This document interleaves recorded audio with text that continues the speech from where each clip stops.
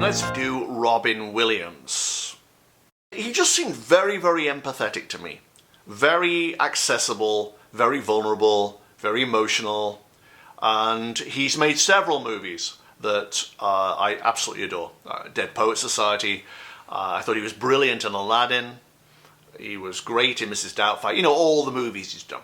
Anyway, he died in 2014. Killed himself at the age of 63 when he discovered that he had Parkinson's and was having visions or something and shakes and all sorts of different problems. So I did his transition pictures. And I'm learning just to stand and wait, and something always happens. He comes rushing in. Not running, but rushing. And he goes right past me and down to the end of this particular patch of tunnel, symbolic tunnel. What I didn't understand was there were red-capped mushrooms, like something out of Alice in Wonderland, red-capped mushrooms here and there on the ground. And he walked round them and then stood, just kind of looking down, panting slightly, out of breath. And it felt like a rush of adrenaline had happened. Like on the other side of the tunnel, he'd gone, okay, I'm going to do this. I can do this. I'm going to do this. 1, 2, 3, and in he comes into the tunnel. That's what it felt like. That's the kind of adrenaline. 1, 2, 3. Because he had to assimilate the fact that what he'd just done is what he'd just done. That it really had happened. That he'd really gone through with it. To his right was the main tunnel I always see. Only this time it wasn't a straight run. It was looped. It was like in little steps and it was looped like that. You had to walk along one, then you came back and you walked along the other, then you walked back. Many, many loops. And he just walked incredibly contemplatively, asking himself questions. Should I have done it? What choice did you have? I know, but I had to do it. Well, yeah, you had to. But should you have done? I don't know. Maybe I should. Maybe I shouldn't. I don't know. But you can't go back. I know. Now it's done. And in fact, I sat in the tunnel at the top just watching him come. And it took a very long time. When he finally reached the top, he looked down at where he'd come and went, should I stay? Should I go? How can I go? I'm stuck here. This is it. I made the decision. Constantly thinking, thinky. There was a point where he thought about it so much, and the thing I always see, the grace, the winds of motion, the currents that cause you to continue going, wrapped around him and said, come on, enough reflection. Time to move on. What's done is done.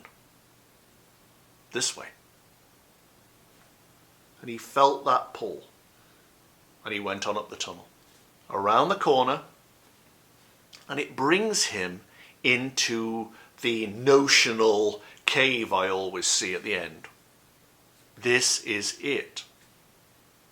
But for the very first time there was like a moat around the dome, making it slightly more difficult to get to. Across the moat was a bridge. What I felt this meant was that it was consolidating his intention. This was refining a million thoughts that he'd had about this whole thing, stripping them away and making him focus on one thought: submission, evolution, ascension. Strip all that stuff away, all your thoughts, all your queries, your quandaries, your worries.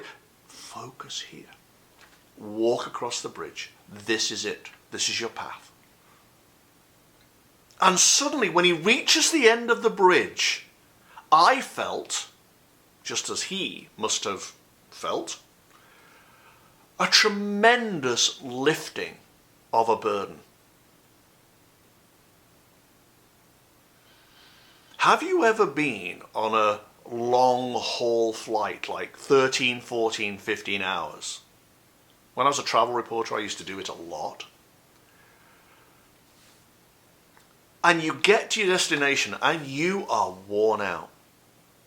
And if you're in a lovely hotel, you go to your room and there's a big fluffy white duvet on the bed, fluffy pillows, it's all immaculately clean and sterile, and it's just amazing. And you sink into the pillow, you pull the duvet over you, and you have the best night's sleep you've ever had in 50 years. You just feel great. Just sink into it. It envelops you. This is what that was like. But he was now willing. Going across that bridge stripped him of any last bout of questioning, resistance. He just turned around at the end of it, fell back into the dome, and went, "Oh, I'm so tired. So tired." It felt wonderful. For a man who'd had so much torment in his life, it felt fantastic. And he started sinking in. You know when you put a piece of banana on top of a bowl of custard and it gradually sinks into it? It's like that. Oh, I'm so tired. And it came up over him, enveloped him,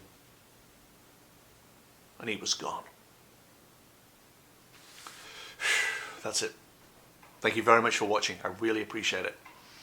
Subscribe, like, share, do what you can. Or follow me at Twitter, @CashPeters. That'd be lovely too. All right, but until next time, see you guys. Thank you very much. Bye.